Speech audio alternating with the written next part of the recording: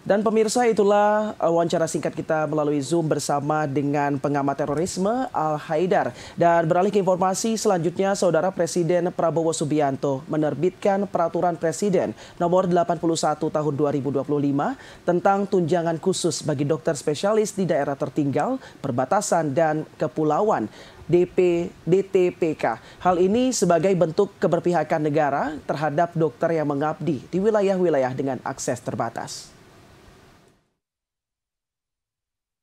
Menteri Sekretaris Negara Mensesnek Prasetyo Hadi mengatakan Perpres Nomor 81 Tahun 2025 tentang tunjangan khusus bagi dokter spesialis di daerah tertinggal, perbatasan, dan kepulauan atau DTPK sebagai bentuk perhatian Presiden Prabowo Subianto untuk bidang kedokteran.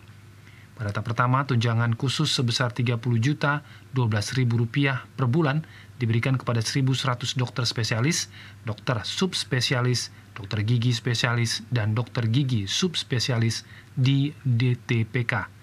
Khususnya bagi mereka yang berpraktik di fasilitas kesehatan milik pemerintah daerah. Bapak Presiden memang sangat concern kalau sudah berkenaan dengan masalah dokter ya. Kedua, apalagi dokter yang bertugas di 3T. Ya.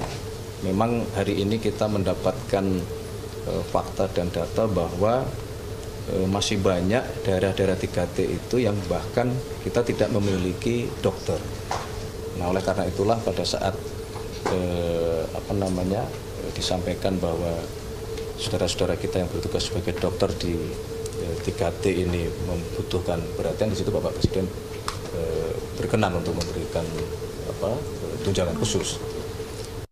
Sementara itu, Menteri Kesehatan Budi Gunadi Sadikin mengatakan tunjangan khusus untuk para dokter spesialis dan dokter subspesialis di daerah DTPK merupakan bentuk keberpihakan negara terhadap dokter yang mengabdi di wilayah-wilayah dengan akses terbatas.